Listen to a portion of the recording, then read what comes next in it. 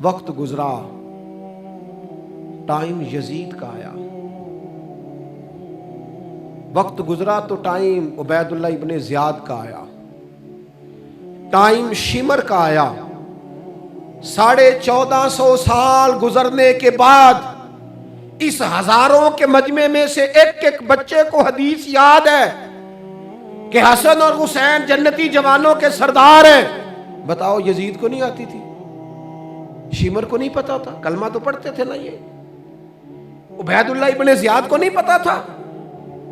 نبی پاک علیہ السلام کے کندھوں پر حسنین رہے، ان سب کو پتہ نہیں تھا؟ یہ جانتے نہیں تھے کہ یہ وہ حسنین کریمین ہیں جن کو حضور سنتے تھے، فرماتے تھے یہ میرے پھول ہیں دونوں؟ کیا بات رضا اس چمنستان کرم کی، زہرا ہے کلی جس میں حسن اور حسین پھول۔ آج 1450 سال گزرنے کے بعد امت کو حدیث آتی ہے کہ نبی پاک علیہ السلام نے فرمایا جس نے حسن اور حسین سے پیار کیا اس نے مجھ سے پیار کیا، جس نے ان سے بغض رکھا اس نے مجھ سے بغض رکھا۔ کلمہ پڑھتے تھے، مسلمان کہلاتے تھے۔ 10 محرم کو جمعے کا دن تھا، امام حسین امامہ باندھ کے گھوڑے پر بیٹھ کر خطبہ دینے لگے تو ایک شخص اندر سے بول کے کہنے لگا حسین تقریر لمبی نہ کر، ہمارا جمعہ لیٹ ہو رہا ہے۔ بلے و نمازیو، سامنے وہ شخصیت کھڑی ہے جس پر ابھی درود پڑھیں گے نماز میں، اللہم صلی علی محمد وعلا، ابھی درود پڑھیں گے حسین ابن علی پر، ابھی شہید کر کے ابھی درود پڑھیں گے، وہ سامنے کھڑے۔ اور امام حسین کا ایک جملہ تاریخ نے یوں لکھا ہے کہ شاید ریت کے ذرے بھی تڑپ گئے۔ امام علی مقام فرمانے لگے مجھے غور سے دیکھو، تمہیں پتہ ہے میں کون ہوں؟ تم جانتے ہو میں کون ہوں؟ نبی پاک نے فرمایا تھا یہ حسن اور حسین میرے بیٹے ہیں کیونکہ میری بیٹی کے بیٹے۔ تمہیں پتہ ہے میں کون ہوں؟ سامنے امام حسین کھڑے، فرمایا مجھے جانتے ہو؟ اور امام علی مقام فرمانے لگے میں تمہارے نبی کا نواسا ہوں، اور آج کے بعد تمہیں کسی نبی کا کوئی نواسا نہیں ملے گا، کیونکہ نبی پاک آخری نبی ہیں، اور جب حضور کے بعد کوئی نبی نہیں آئے گا تو کسی نبی کی اولاد کیسے ہوگی؟ تمہیں آج کے بعد کسی نبی کے نواسے کی زیارت نہیں ملے گی۔ میں کیسے آپ سے یہ بات آپ کو عرض کروں کہ سامنے حسین ابن علی بھی ہوں تو لوگ نفس کی خواہشیں پوری کرتے ہیں، لوگ اپنی کرسیاں پکی کرتے ہیں، لوگ گورنریاں پکی کرتے رہے، لوگ گڈ بک میں جانے کے لیے ایک دوسرے کو شاباشیاں دیتے رہے، جشن ہوتا رہا۔ سب سے پہلے ایک شخص نے امام حسین کا قافلہ روکا تھا، اس کا نام حور بن یزید تھا، سب سے پہلے اس نے روکا تھا، وہ ایک لشکر کا سپہ سالار تھا۔ جب امام حسین رضی اللہ تعالیٰ عنہ نے خطبہ پڑھا نا تو حور یزیدی فوج میں تھا، واپس گیا اور عبید اللہ ابن زیاد سے جا کے کہنے لگا، یا جو بھی وہاں لوگ موجود تھے یزیدی فوج کے، ان سے کہنے لگا تم نے تو کہا تھا کہ صرف راستہ روکنا ہے، تم نے تو کہا تھا کہ صرف ان سے کچھ منوانا ہے، تم نے تو جب مجھے بھیجا تھا تو کہا تھا کہ بس تھوڑے معاملات ہیں۔ اوہ سچ بتاؤ، نبی کے نواسے کو شہید کرو گے؟ تم نے تلواریں نکال لی ہیں، نیزے نکال لیے ہیں، تیر نکل آئے ہیں، تیاری مکمل ہے، مجھے سچ بچاؤ، کیا حسین ابن علی کی گردن پر خنجر چلانے لگے ہو؟ سیدہ فاطمہ کا جگر پارا شہید ہوگا، کیا یہ خبر سچ ہے؟ یوں ہوگا؟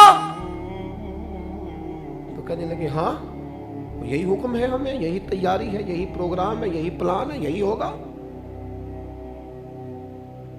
کہنے لگا میں اور آپ تو مدینے والے رسول کا کلمہ پڑھتے ہیں، تو کیا محبوب کے نواسے کو ذبح کرو گے؟ جناب علی اکبر کو جن کا چہرہ رسول پاک سے ملتا ہے، حضرت قاسم بن حسن کو، جناب علی کے بیٹوں عباس بن علی کو، حضرت علی کے بیٹے ابو بکر بن علی کو، حضرت علی کے بیٹے عمر بن علی کو، حضرت علی کے بیٹے یہ بھی 3 کربلا میں موجود، حضرت عثمان ابن علی کو، ان کو شہید کرو گے؟ نے کہا ہاں تیاری ہو گئی ہے۔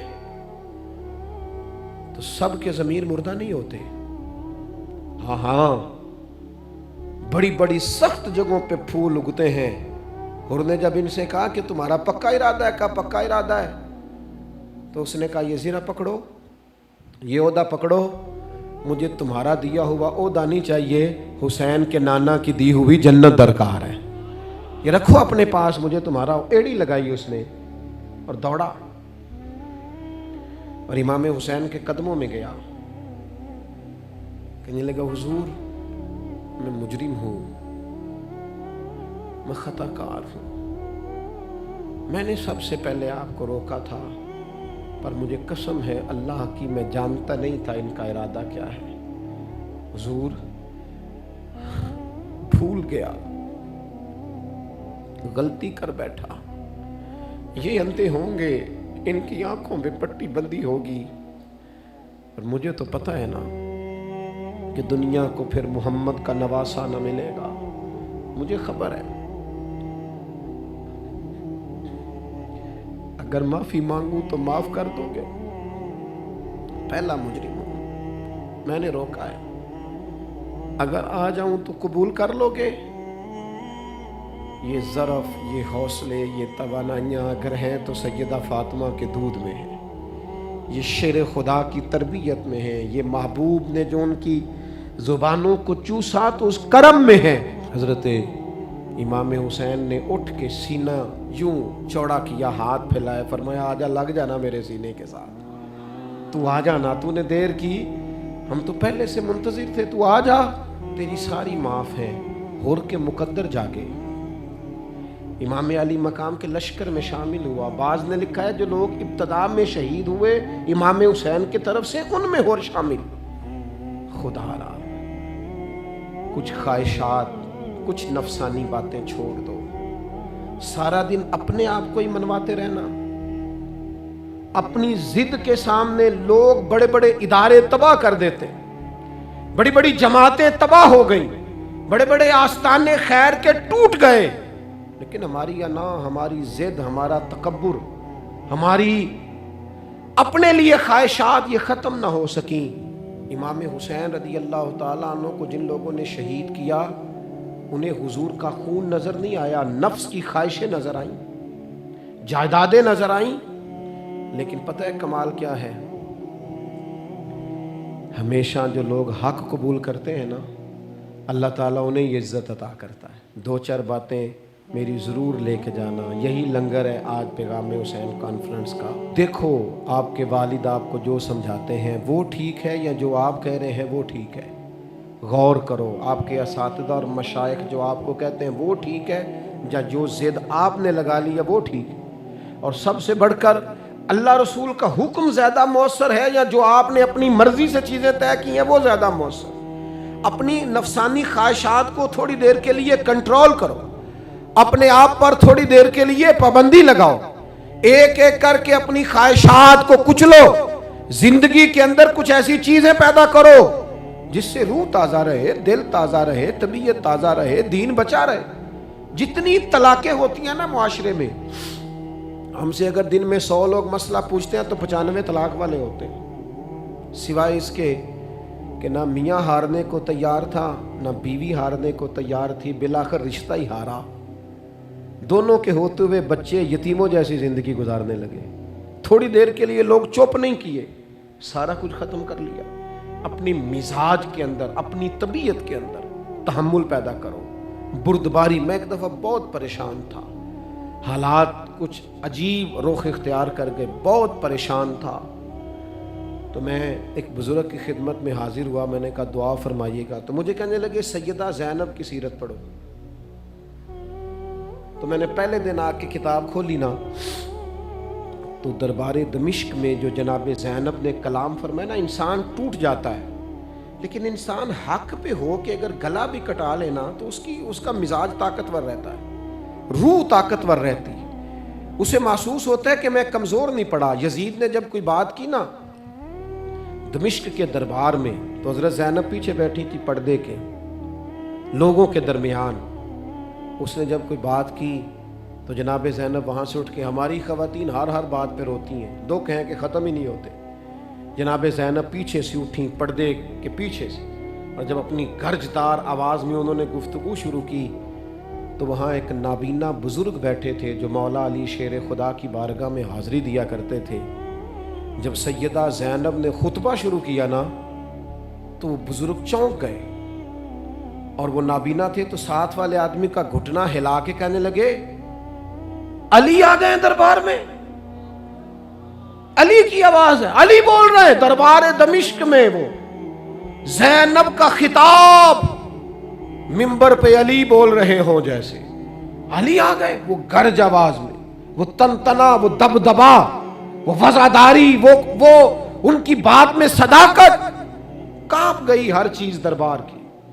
اور امام زین العابدین بیمار بھی تھے، مسافر بھی تھے، پریشان بھی تھے، لیکن جب یزید سے انہوں نے کہا نا مجھے خطبہ دینے دے تو چند منٹ گفتگو کی امام زین العابدین نے. تو کہنے لگا اذان پڑھو جماعت کرائیں، اس لیے کہ ان کی باتوں میں وہ حق ہوتا ہے. میں دیکھتا ہوں ہماری سب کی اپنی اپنی خواہشیں ہیں، اپنے اپنے رویے ہیں، اپنا اپنا مزاج ہے. اگر لوگوں کو کسی جگہ بھی ملک کی ملی اور دینی پروگرام کے لیے جمع ہونے کو کہا جائے ہم تیار نہیں. کیا کیا جاتا ہے ہمارے ساتھ؟ ہمارے ضمیر اس لیے خریدے جاتے ہیں کہ ہم خواہشات کے بندے ہیں. الگ الگ کر کے کسی کو کہا جاتا ہے تیرا کاروبار چمک جائے گا، کسی کو کہا جاتا ہے تیرا وہ نظام ٹھیک ہو جائے گا. الگ الگ کر کے لوگوں کو خرید لیا جاتا ہے. لیکن اگر خواہشات تھوڑی ہو، اللہ کی رضا پر چلنے کا جذبہ زیادہ ہو تو میرے عزیز زندگی آسان ہو جائے گی. میں تو امام علی مقام رضی اللہ تعالیٰ نور یزید کے معاملے میں ایک ہی بات سمجھا ہوں. سب کو پتا تھا یہ حسین ابن علی، سب کو پتا تھا حق ان کے ساتھ ہے، سب جانتے تھے ان سے زیادہ عظمت کسی کی نہیں. لیکن اپنے نفس کی خواہشوں پر کنٹرول نہیں کر سکے. پوری امت کا اس وقت مسئلہ ضروریات کا نہیں، خواہشات کا ہے. 2 قدم پیچھے ہٹیں خواہشوں کے لیے، 4 قدم آگے بڑھیں دین کے لیے. 2 قدم پیچھے ہٹیں اپنی خواہشات کو چھوڑیں، 4 قدم آگے بڑھیں ملک کے لیے، ملت کے لیے. 2 قدم پیچھے ہٹیں اپنی خواہشات کو چھوڑیں، 4 قدم آگے بڑھیں نظریے کے لیے اور فکر کے لیے اور امام حسین کے پیغام کے لیے. آج میں آپ سے گزارش کروں گا، اگر انا بچاؤ گے تو روحانیت نہیں بچے گی، اگر نام بناؤ گے تو کام نہیں ہوگا. فاضل بریلوی نے کہا تھا بے نشانوں کا نشان مٹتا نہیں، ہمارا تو مٹتے مٹتے بھی نام ہو ہی جائے گا. اپنی زندگی سے نفسانی خواہشات کو نکال دو، ورنہ یہ بڑے بڑے فضیلت معاب لوگوں کے سامنے بھی کھڑی ہو جاتی ہے، بے ادب کرتی ہے، بندے کو یہ گستاخ بناتی ہے. معاذ اللہ بڑی جگہ انسان زیادتیوں پہ. آج بھی کچھ لوگ کہتے ہیں فلاں آدمی اتنا نیک ہے تو پھر فلاں بندہ مخالفت کیوں کرتا ہے. میں نے کہا جو نبیوں کی مخالفت سے باز نہیں آئے، جو صحابہ کی مخالفت سے باز نہیں آئے، اہل بیت کی مخالفت، جو حسین ابن علی کے سامنے کھڑے ہو گئے، نیک آدمی کس کھاتے میں؟ اللہ کا قرآن کہتا ہے یجاہدون فی سبیل اللہ ولا یخافون لومۃ لائم ذالک فضل اللہ یؤتیہ من یشاء. کچھ لوگ اللہ کے راستے میں جہاد کرتے ہیں تو لوگ ان کی ملامت بھی کرتے ہیں، انہیں برا بھی کہتے ہیں، پر وہ کسی کی پرواہ نہیں کرتے. یہ ان پر اللہ کا فضل ہے، اور یہ فضل رب جسے چاہتا ہے اسے عطا کرتا ہے. آپ حضرات آج اس محفل سے یہ لنگر لے کے جائیے گا کہ کہیں میری روحانیت کے سامنے میری نفسانی خواہشات تو نہیں کھڑی ہو گئی. تھوڑا سا 2 قدم پیچھے ہٹنا ہے. ہم نے امام علی مقام سے فیض لینا ہے، امام حسین کی عظمتوں کو سلام کرنا ہے. سر اٹھا کے جینا چاہتے ہو تو امام حسین کا طریقہ اپنا لو، ان کے رستوں کے مسافر بن جاؤ. زندگی وقار کے ساتھ گزرے گی، خودداری کے ساتھ گزرے گی، عزت نفس کے ساتھ گزرے گی. میں نے قرآن مجید کے پہلے پارے میں سے ایک آیہ کریمہ کا کچھ حصہ تلاوت کیا ہے. اللہ کریم نے ارشاد فرمایا کہ فَكُلَّمَا جَاءَكُمْ رَسُولٌ بِمَا لَا تَهْوَىٰ، فرمایا تو کیا جب تمہارے پاس کوئی رسول وہ چیز لے کے آ جاتے ہیں جو تمہارے نفس کی خواہش نہیں، پیغمبر ایسی چیز تمہارے پاس لے آئے جن کو تمہاری خواہش، تمہارا نفس قبول نہیں کرتا. لا تہوی انفسکم مستکبرتم، جن کو تمہارا نفس قبول نہیں کرتا تو پھر تم تکبر کرتے ہو. تمہارے نفس پر وہ چیز گراں گزرتی ہے، تمہاری خواہش کے وہ چیز خلاف ہوتی ہے، تمہاری مرضی کے مخالف ہوتی ہے، پھر وہ تم اس سے تکبر کرتے ہو۔ فَفَرِيقًا كَذَّبْتُمْ، تو ایک گروہ ان میں سے انبیاء کو جھٹلاتا ہے، معاذ اللہ۔ ایک گروہ کیا کرتا ہے؟ نبیوں کو جھٹلاتا ہے، نبیوں کو، اور دوسرا اس سے بھی آگے بڑھ جاتا ہے، وَفَرِيقًا تَقْتُلُونَ، اور ایک گروہ ان کو شہید کر دیتا ہے۔ انبیاء کرام علیہم السلام کی جو تعلیمات ہوتی ہیں وہ کامل، اکمل اور مکمل ہوتی ہیں۔ انبیاء کرام علیہم السلام معصوم ہوتے ہیں۔ نبیوں میں معاذ اللہ نہ ظاہری طور پر کوئی نقص ہوتا ہے، نہ باطنی طور پر نقص ہوتا ہے۔ اللہ تعالیٰ انبیاء کرام علیہم السلام کو بڑے قبیلوں میں پیدا فرماتا ہے، ان قبیلوں میں جو اس دور کے اندر لوگوں میں بڑی قدر کی نگاہ سے دیکھے جاتے ہیں، ان میں نبی آتے ہیں۔ انبیاء کرام کو اللہ تعالیٰ حسن و جمال دیتا ہے، قد و قامت دیتا ہے، ان کو اللہ تعالیٰ پر وجیح چہرے دیتا ہے، کامل تعلیمات دیتا ہے۔ اور سب سے بڑی بات یہ ہے کہ انبیاء معصوم ہوتے ہیں، ان کے اندر کوئی نفسانی خواہش ہی نہیں ہوتی، نبی کوئی خطا کرتے ہی نہیں۔ کامل، مکمل، اکمل تعلیم نبی لے کے آتے ہیں۔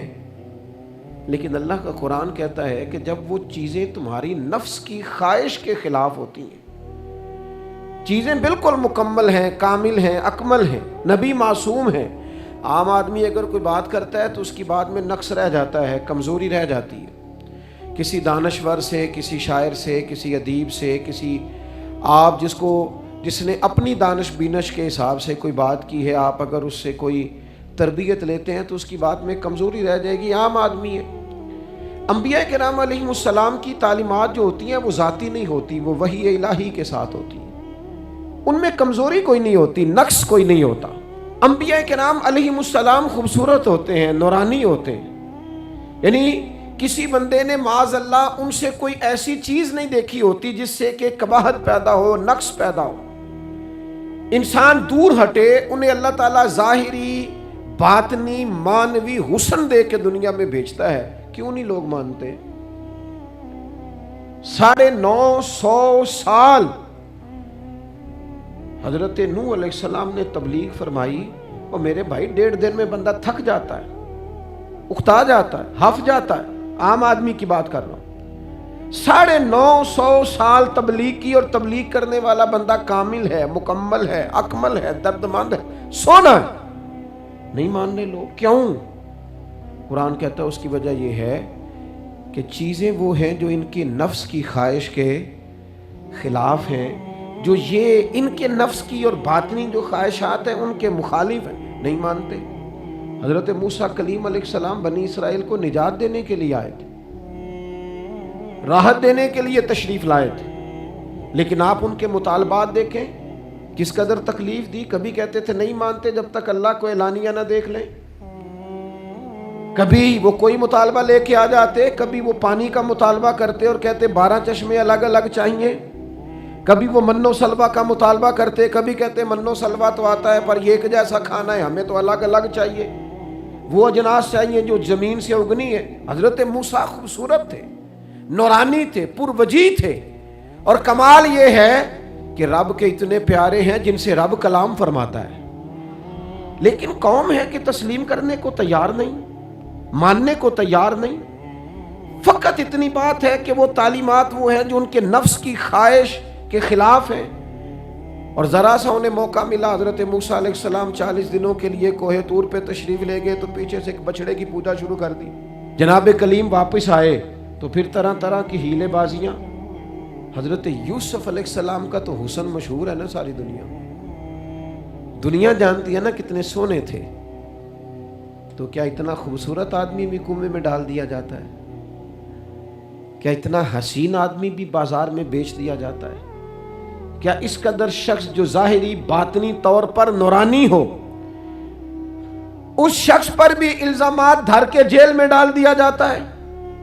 مخلوق تو فنکار ہے اس درجہ کے پل بھر میں سنگے در کعبہ سے بھی اصنام تراشے، اور تم کون ہو، کیا چیز ہے داغے کبابی، لوگوں نے تو مریم پہ بھی الزام تراشے، حضرت مریم سلام اللہ علیہ پر بھی، اور جناب عیسیٰ جن کو اللہ نے کھلے معجزات دیے. کوئی ضرورت تھی کسی اور چیز کی؟ جو بچہ پنگوڑے میں کہہ رہا ہے انی عبداللہ، میں اللہ کا بندہ ہوں، کھلے معجزات اور وہ بھی پنگوڑے میں. لیکن قرآن کہتا ہے تعلیمات وہ تھیں کہ جو ان کی نفس کی خواہش کے خلاف تھی. لہذا نفس کی خواہش، وہ جو ایک جگہ پہ قرآن مجید نے کہا نا کچھ لوگوں نے نفس کی خواہش کو خدا بنا لیا، وہ چونکہ خواہشات نفسانیہ کے خلاف تھیں، نتیجہ اس کا یہ نکلا کہ ان لوگوں نے پیغمبروں، رسولوں، انبیاء، اللہ کے محبوب بندوں کو جھٹلا دیا، یہاں تک کہ قتل کر دیا. حضرت زکریا علیہ السلام جیسے لوگوں پر آرے چلا دی، شہادتیں ہو گئی انبیاء کی. وجہ کیا تھی؟ نفس کی خواہش کے خلاف تعلیمات تھی انبیاء کی، نہیں تسلیم کیا. نبی اکرم نور مجسم شفیع معظم صلی اللہ تعالی علیہ وسلم کے نہ سارے معجزات ان لوگوں نے اپنی آنکھوں سے دیکھے تھے، اور ایک دوسرے کے سامنے بیٹھ کے حضور کی تعریفیں کرتے تھے کہ میرا بھتیجا ہے، اس نے کبھی جھوٹ بولا ہو، ہے کبھی امانت میں خیانت کی ہو، ہے کبھی اس کے اندر کوئی نقص دیکھا ہو. وہ تعریفیں، وہ خوبصورتیاں، وہ رعنائیاں. لیکن جب حضور نے اعلان نبوت کیا نا، اب وہ جو خواہشات نفسانیہ تھی نا، وہ جو باطن کے اندر خواہشات مچلتی تھی، میں سردار ہوں، میرے ڈھیر سارے غلام ہونے چاہیے، میں کسی کو اپنا داماد قبول نہیں کرتا لہذا بیٹی کو زندہ دفن کروں گا، میں یہ کیسے قبول کر لوں کہ غریب آدمی میرے برابر میں آ کے بیٹھ جائے، برادری کی اونچ نیچ کیسے چھوڑ دوں. کل تک کہہ رہے تھے آپ صادق ہیں، آپ امین ہیں، آپ حسین ہیں، آپ باوقار ہیں، ہر چیز بیان کر رہے تھے. اور جیسے ہی کہا حضور نے کہ میں اللہ کا رسول بن کے آیا ہوں، جب ماننے کی باری آتی ہے نا، ماننے کی، حضور علیہ الصلوۃ والسلام پہاڑی پر تشریف فرما ہے، اور کریم محبوب علیہ الصلوۃ والسلام نے، اونچی پہاڑی تھی، اس طرح کوئی آدمی یہاں دیوار پہ اوپر کھڑا ہو جاتا ہے تو آپ تو اس طرف نہیں دیکھ رہے، وہ ادھر بھی دیکھ رہا ہے، ادھر بھی دیکھ رہا ہے. اونچی پہاڑی پر حضور کھڑے ہو گئے اور کھڑے ہو کے فرمایا اگر میں تم سے کہوں کہ پہاڑی کے اس پار دشمن ہے اور وہ تیاری کر کے آ چکا ہے، تم پر حملہ آور ہو جائے گا، کیا میری بات مان لو گے؟ دیکھا نہیں تم نے، میں کہہ رہا ہوں دشمن ہے، تسلیم کرو گے؟ سارے مکے کے لوگ جمع تھے، کہنے لگے کیوں نہیں مانیں گے، آپ صادق بھی ہیں اور امین بھی ہیں، آپ کی زبان سے کبھی جھوٹ نکلا ہی نہیں. یہ خاص پیغام حسین کانفرنس میں عرض کرنا ہے آپ کو. بھئی میں اگر کہوں کہ اس طرف دشمن آ گیا ہے، تم نے نہیں دیکھا، میری زبان پر اعتبار کرتے ہو؟ یا رسول اللہ آپ صادق اور امین ہیں، آپ نے کبھی جھوٹ بولا نہیں، خیانت کی نہیں، 100% یقین ہے، مان لیں گے؟ یہ بات ماننے کو تیار ہیں، یہ بات تسلیم کرنے کو تیار ہیں کہ آپ صادق اور امین ہیں. تو حضور نے فرمایا جس زبان سے تم یہ ماننے کو تیار ہو نا کہ اس طرف دشمن کھڑا ہے حملہ کر دے گا، اس زبان سے یہ بھی مان جاؤ کہ میں اللہ کا سچا رسول بن کے آیا ہوں. آپ میری بات کو سمجھیں. تھوڑی دیر پہلے بیک وقت کہہ رہے ہیں بالکل آپ جو کہتے ہیں حق اور سچ ہے، اور اب جب کہا میں رسول ہوں مان جاؤ، تو معاذ اللہ تعالیٰ ابو لہب کہنے لگا آپ کے ہاتھ ٹوٹ جائیں، آپ نے ہمیں اس کام کے لیے بلایا تھا.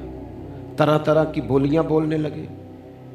جب مفادات پر چوٹ لگتی ہے، جب خواہشات نفس کو چھوڑنا پڑتا ہے، جب ذرا اپنی طبیعت پر کچھ چیزیں بوجھ بنتی ہیں.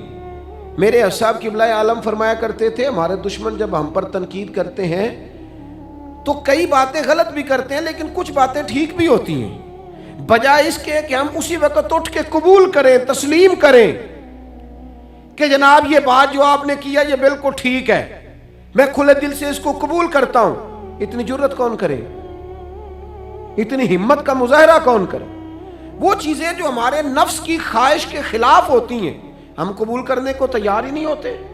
لیکن جو مزاج دین ہمیں عطا کرتا ہے، وہ دین ہمیں یہ عطا کرتا ہے کہ جب تم یہ دیکھو نا کہ بات جو ہو رہی ہے وہ بات ٹھیک ہے، اگرچہ میرے مفادات کے بھی خلاف ہے، اگرچہ میرے نفس کی خواہش کے بھی خلاف ہے، اگرچہ میری سرداری کے بھی خلاف ہو سکتا ہے میرا مالی نقصان بھی ہو، لیکن چونکہ ٹھیک ہے لہذا مجھے قبول کر لینی چاہیے.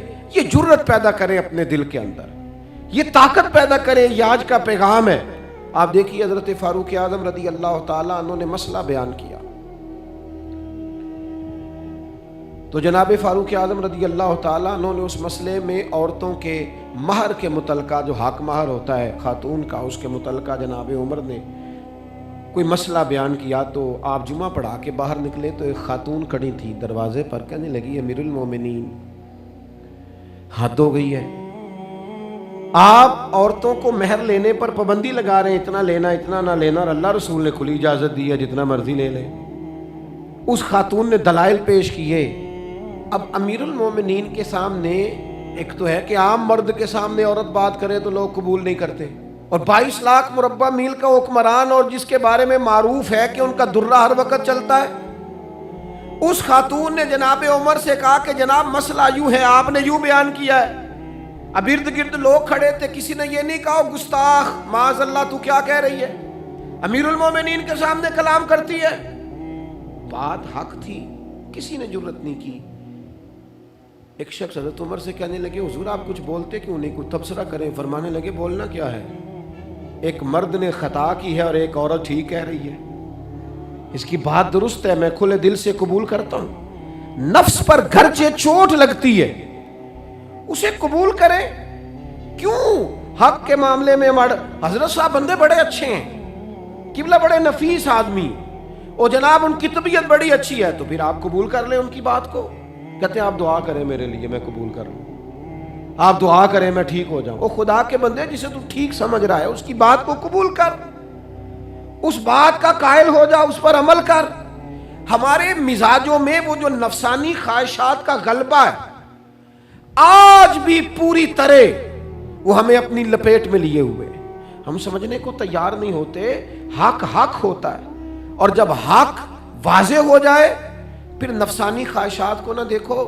نفس ایک بچے کی طرح ہے، اس کی ایک بات مانو گے دوسری خواہش کرے گا، دوسری بات مانو گے تیسری خواہش کرے گا۔ اللہ کے محبوب علیہ السلام نے دعا فرمائی ہے، مسند امام احمد بن حنبل میں موجود ہے۔ حضور اللہ کی بارگاہ میں عرض کرتے ہیں تعلیم امت کے لیے، صرف ہمیں سمجھانے کے لیے، ورنہ تو معصوم عن الخطا ہے۔ محبوب اللہ کی بارگاہ میں عرض کرتے ہیں اے اللہ مجھے اس خواہش سے بچانا جو ایک اور خواہش میں مبتلا کر دے، اس خواہش سے بچانا جو خواہشات کے دروازے کھول۔ ہم اپنے نفس کو لے کر دین کے مقابلے میں کھڑے ہو گئے۔ میری برادری کہتی ہے کہ شادی میں ڈھول بجے گا، تماشا ہوگا، اور اللہ رسول کہتے ہیں کہ اس میں شریعت کا بول بالا ہوگا، پتہ چلے گا جیتتا کون ہے۔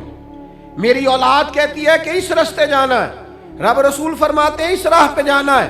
نفس کی خواہش اور ہے، اللہ رسول کا حکم اور ہے، ہم اس کو تسلیم کرنے کو تیار نہیں ہوتے۔ معافی مانگنی پڑ گئی ہے ایک بندے سے، ہماری جو بنائی ہوئے قبیلے اور برادریوں میں اونچ نیچ ہے اس کے حساب سے ہم بڑے قبیلے سے ہیں، وہ چھوٹی قبیلے سے، ہم نے جو بنائی ہے، ورنہ تو قبیلے فقط تعارف کے لیے ہوتے۔ معذرت کرنی پڑ گئی ہے، لیکن کمال ہے ہمارے مزاج میں وہ پیدا ہو۔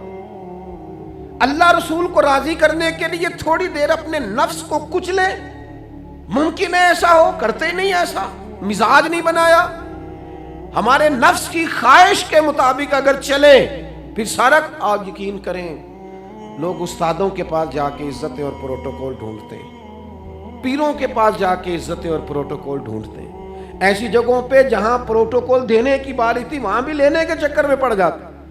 دینی کاموں میں اگر 4 لوگ ایک جگہ پہ اکٹھے کیے جاتے ہیں نا، یہاں دینی کام کر لو، تو وہاں جھگڑا شروع ہو جاتا ہے۔ دینی کام تو کرنا ہے پر آگے کون لگے گا، دینی کام تو کرنا ہے پر اس میں سربراہی کس کو ملے گی، دینی کام تو کرنا ہے اس میں نام کس کا ہوگا، اس میں بڑا قد کس کا شمار کیا جائے۔ اس طرح قومیں آگے بڑھتی ہیں، اہل حق اس طرح ہوتے ہیں، سب سے آگے اپنے نفس کو رکھا جائے اور پھر انسان کا انقلاب آ جائے۔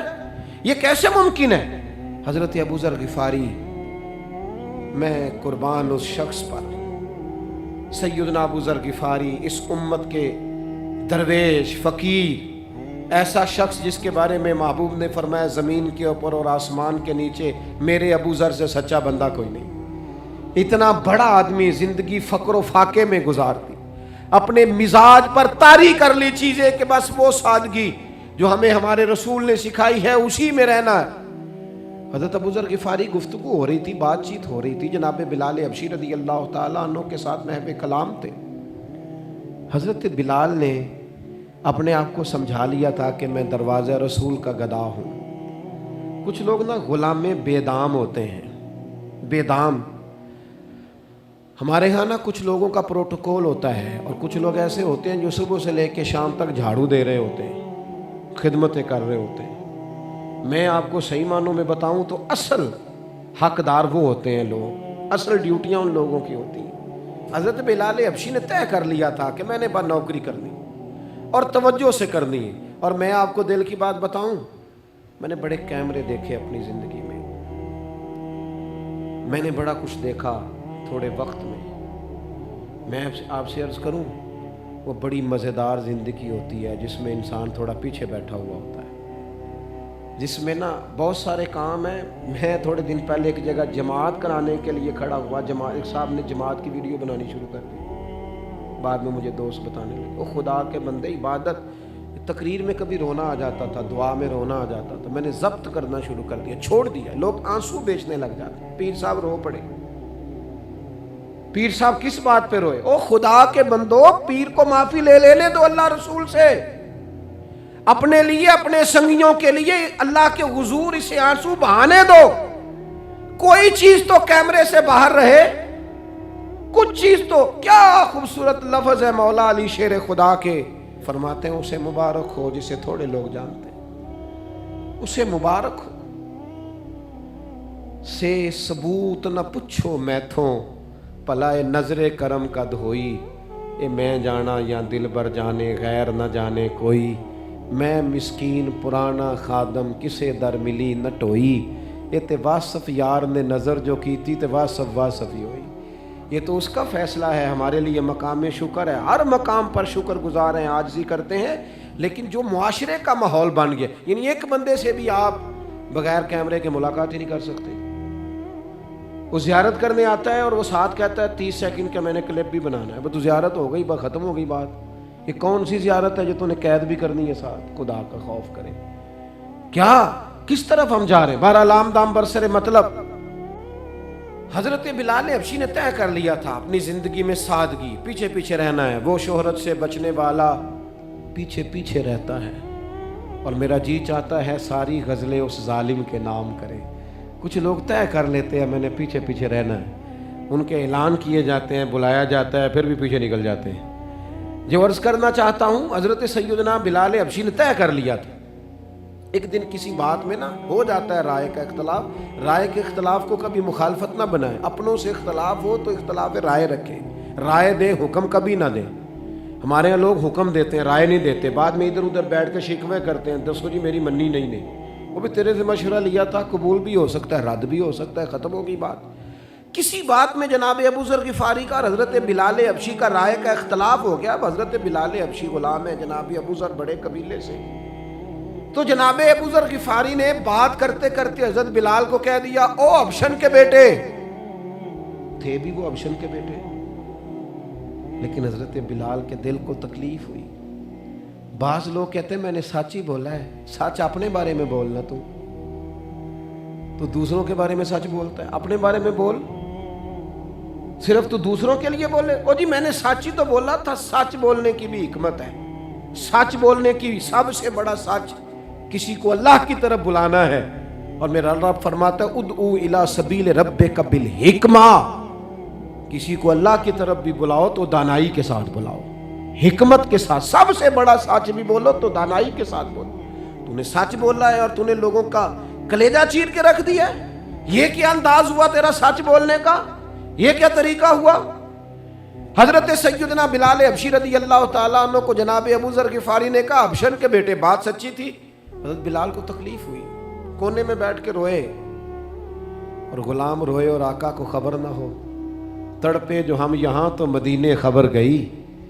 حضور علیہ الصلوۃ والسلام پتہ چلا، محبوب نے منبر سجایا۔ حضور کی عادت تھی نامینیٹ کر کے اصلاح نہیں کرتے تھے، بائی نیم نہیں، نامزد کر کے نہیں، اوورال بات کر دیتے، سمجھنے والے سمجھ جاتے۔ حضور فرمانے لگے لوگوں کو کیا ہو گیا ہے، میں نے تو جاہلیت کی ساری باتیں پاؤں تلے رون دی تھی، ابھی بھی کہتے ہیں بلال کو حبشن کا بیٹا۔ حضرت ابو ذر غفاری کہتے ہیں باقی تو کوئی نہ سمجھے تو میں سمجھ گیا. بڑا مشکل ہوتا ہے مجمع میں اٹھ کے معافی مانگنا. ہمارے ہاں بعض لوگ معافی بھی اس طرح مانگتے ہیں کہ یوں لگتا ہے گن بھی ساتھ پکڑی ہوئی ہے, معافی دو ورنہ گولی مار دوں گا. معافی مانگنے کا بھی طریقہ سلیقہ نہیں آتا, اور دنیا میں کچھ ایسے نفس پرست ہیں ان کو استادوں سے معافی مانگنے پڑی تو نہیں مانگ سکتے, مشائخ سے معافی مانگنے آتی ہے تو نفس کے بندے بن کے نفس کی غلامی کرتے ہیں, لیکن اپنی عزت کی جگہوں کو بھی درست نہیں کرتے. کتنا بڑا مجرم ہے جو باپ سے بھی معافی نہ مانگ سکے, جو ماں سے بھی نہ کہہ سکے میں غلطی کر گیا تھا. اتنی بڑی نفس پرستی, تو نے آقا بنا لیا اپنے نفس کو اپنا. مجمع میں معافی مانگنا, اعتراف کرنا, حق کو قبول کرنا, اپنے نفس کو ذبح کرنا. حضرت ابو ذر غفاری مجمع کے بیچ اٹھ کے کھڑے ہوئے, چمکتا دمکتا چہرہ, قبولیت حق کا جذبہ, اپنے نفس کو چیر دینا اور اس پر پاؤں رکھ کے رب رسول کا قرب حاصل کرنے کا ذائقہ. جناب ابو ذر غفاری حضرت بلال کے قریب گئے اور پھر ان کے سامنے لیٹ گئے, رو کے کہنے لگے حبشن کے بیٹے اٹھا اپنا پیر اور رکھ میرے سینے پہ. میں اس قوم کو بتانا چاہتا ہوں کہ تھا تو حبشن کا بیٹا, پر جب سے مدینے والے کا کلمہ پڑا ہے کائنات میں عزت والا ہو گیا ہے. یہ دیکھو کس نے ذروں کو اٹھایا اور صحرا کر دیا, کس نے قطروں کو ملایا اور دریا کر دیا, کس کی حکمت نے یتیموں کو کیا در یتیم اور غلاموں کو دنیا بھر کا مولا کر دیا. ہمارا نفس کی خواہش بچی, رشتے نہیں بچے. ہمارے نفس کی خواہش بچی, تعلقات نہیں بچے. نفس کی خواہشیں بچی, ہمارے اپنے نہیں بچے. نفس کی خواہشیں بچی, مال جمع ہوا, دیانتداری نہیں بچی, وعدوں کی پابندی نہیں بچی, تجوریاں بھر گئیں, روحیں اجڑ گئیں. بددیانتی سے رزق حرام سے کمایا ہوا مال, کاریں کوٹھیاں بنگلے بن گئے, باطن اجڑ گیا. اس لیے کہ نفس کی خواہش پوری کی. نفس کے سامنے اگر انبیاء کی بھی تعلیمات آئیں, لوگوں نے تکبر کیا, قتل تک کر دیا نبیوں کو, لیکن اپنے نفس کی خواہش کے خلاف جانے کو تیار نہ ہوئے. خدا را واپس آ جاؤ, خدا را. وقت آیا, یہ وقت بدلتا رہا, یہ دور تبدیل ہوتا رہا. لوگوں نے اپنی بادشاہیاں قائم کرنے کے لیے بڑے بڑے قتل کیے. ہلاکو خان نے انسانی کھوپڑیوں کے مینار بنائے. لوگوں نے بڑے بڑے ظلم کیے, جبر کیے, خوف اور ہراس پھیلایا. اپنے اقتدار پکے کرنے کے لیے بڑے بڑے جبر کیے. پھر کیا ہوا؟ ایسی ایسی بیماریاں لگی جن کے علاج ہی کوئی نہیں تھے دنیا میں. بھری ہوئی تجوریاں, پیسے باہر گر رہے ہیں, پر ڈاکٹر کہہ رہا ہے تیرا مرض ہی وہ ہے جس کا علاج ہی کوئی نہیں. اللہ تبارک و تعالیٰ کے قانون سے جب لوگ ٹکراتے ہیں پھر پاش پاش ہو جاتے ہیں. میرے بھائیوں, آج کی محفل کا سب سے پہلا پیغام آپ کی خدمت میں یہ عرض کرنا ہے کہ دین کو جب بھی سمجھنا ہے کتاب و سنت کی روشنی میں سمجھنا ہے. میں اپنے احباب کی خدمت میں یہ بات عرض کروں گا کہ آپ قرآن و حدیث کے طالب علم بنیں, تاریخ کے طالب علم نہ بنیں. آپ دین کو, سنت کو, شریعت کو, صحابہ کو, اہل بیت نبوت کو کتاب و سنت کی روشنی میں دیکھیں, تاریخ کے آئینے میں نہ دیکھیں. تاریخ کو لوگ بڑا مسخ کر کے پیش کرتے ہیں. تاریخ ہمیشہ مورخ پر ڈیپینڈ کرتی ہے, وہ کس نگاہ اور کس زاویہ نظر کا آدمی تھا. تاریخ میں لوگ تبدیلیاں کر دیتے ہیں, اپنی من مانی شخصیات کو ہیرو بنا دیتے ہیں اور اپنے مزاج کے مطابق لوگوں کو زیرو کر دیتے ہیں. ہمارے سامنے اللہ کے محبوب علیہ السلام کے ارشادات موجود ہیں, صحابہ کی عظمت پر بھی اور اہل بیت کی عظمت پر بھی. صحابہ کے مختلف افراد کے نام لے لے کر حضور نے شانیں بیان کی ہیں, عظمتیں بیان کی ہیں. جناب صدیق اکبر کی, حضرت فاروق اعظم کی, حضرت عثمان غنی کی, مولا علی کی حضور نے شانیں بیان کی. اور نبی پاک نے نام لے لے کے عظمتیں بیان کی ہیں حضرت حسنین کریمین کی. سیدہ فاطمہ کی. تو جب ہمارے پاس واضح ارشادات موجود ہیں تو پھر ہمیں تاریخ کے تناظر میں جھانکنے کی ضرورت نہیں ہے. تو آپ بس سمجھ لیں کہ اس شخص کی عظمت حضور نے بیان کی اور اس کی نسبت نبی پاک علیہ السلام کے ساتھ ہے، تو ہمیں کسی تاریخ میں الجھنے کی ضرورت نہیں ہے. دوسری میں آپ کی خدمت میں یہ بات عرض کروں گا کہ ہم جو اہل السنہ ہیں، ہمارا اللہ کے فضل سے ایک تاریخی تسلسل ہے. ہماری اسناد بڑی مضبوط ہیں. ہمیں جن ذرائع سے دین پہنچا ہے وہ ذرائع بڑے مضبوط ہیں. ہم نے جہاں سے روایات لی ہیں وہ راوی بڑے مستحکم ہیں، بڑے ثقہ ہیں. ضرورت نہیں ہے آپ کو ادھر ادھر جھانکنے کی اور اس کی بھی بات سننے کی اور اس کی بھی بات سننے کی. آپ انہماک کے ساتھ ان اصولوں پر کاربند رہیں جو اصول ہمیں امام اعظم نے عطا کیے، حضور غوث اعظم جیلانی نے عطا کیے، جو قاعدے جو ضابطے ہمیں حضرت مجدد الفسانی نے دیے ہیں، اعلیٰ حضرت بریلوی نے دیے ہیں، پیر مہر علی شاہ نے دیے. الجھا نہ کریں بلا وجہ. تیسری میں آپ کی خدمت میں یہ بات عرض کرنا چاہتا ہوں کہ دین کو کبھی بھی اس طرح کا نہ بنائیں کہ وہ ہر وقت موضوع بحث ہی بنا رہے. ہمارے ہاں یہ جو رویہ بن گیا ہے نا کہ ہم نے کسی چیز کا لطف نہیں اٹھانا ہوتا، بس بحث کرنا ہوتی. میلاد شریف آ گیا تو اس پر بحث شروع کر دی. معراج شریف آ گیا تو بحث شروع کر دی کہ نبی پاک نے اللہ کو دیکھا کہ نہیں دیکھا. اگر محرم شریف آ گیا تو اس پر بحث ہونے لگ گئی. عاشورہ کے روزے پر واضح حدیث موجود ہے، اس کو بھی لوگ الجھاتے ہیں کہ یہ رکھنا چاہیے کہ نہیں رکھنا چاہیے. آپ اس پر بھی الجھ رہے ہیں کہ محرم میں نیاز پکانی چاہیے کہ نہیں پکانی چاہیے. اب آپ لطف کب لیں گے؟ آپ دین کا ذوق کب لیں گے؟ ساری زندگی ابحاث کتنی ہوئی ہیں، کتنی ہو رہی ہیں، یہ ہوتی رہیں گی. آپ اس خاص لطف کی طرف بڑھیے، اس خاص ذائقے کی طرف بڑھیے، اس خاص شوق ذوق کی طرف بڑھیے. میں آپ کو ذاتی طور پر اپنی بات بتاتا ہوں کہ میں لطف لیتا ہوں. میں میلاد شریف کا بھی لنگر پکنے لگتا ہے تو دوستوں سے کہتا ہوں چاول بھی سونا بندوبست کرنا، اس کے لیے بزم بھی خوبصورت سجانا، آنے والوں کا اکرام بھی زیادہ کرنا. کوئی بھی آپ دین کا کام آ جائے تو آپ اس کا ذائقہ لیں. میں نے آپ کو اپنی والدہ محترمہ کی ایک دفعہ ایک بات عرض کی تھی. بہت امیر گھر نہیں تھا ہمارا، تو والد صاحب بڑی عید پہ ایک چاول کا توڑا لے آئے. تو چاول بڑے اچھے تھے. تو یہ چاول اب تو نہیں مجھے پتا زیادہ رہا، لیکن عموماً دیہاتوں میں یہ ہوتا تھا کہ بطور سیمپل کلو 2 کلو چاول آیا کرتے تھے. تو گھر والے پکا کے دیکھتے تھے کہ اگر ٹھیک ہے تو پھر یہ منگوا لیتے ہیں. تو وہ چاول پہلے پاس کرائے گئے، پھر وہ چاول خریدے گئے. تو وہ ایک آدھ دفعہ گھر میں پکے تو اس کے بعد وہ پکے نہیں، اور کوئی چاول پکنے لگے. تو والد صاحب والدہ سے کہنے لگے وہ چاول کدھر ہیں جو میں لایا تھا، یہ کون سے پکا کے ہمارے سامنے رکھ دیے. تو یہ سادے لوگوں کا لطف لینے کا طریقہ ہے. والدہ صاحبہ نے جو جواب دیا اس میں جو شوق تھا اور جو سادگی تھی اور دیہاتی لوگوں کا جو اصل روایتی پن تھا وہ چھلک کے سامنے آیا. کہنے لگی چول بڑے سونے سن، میں ذرا رکھ چھڑے نے 10 محرم نو امام حسین دی نیاز پکاواں.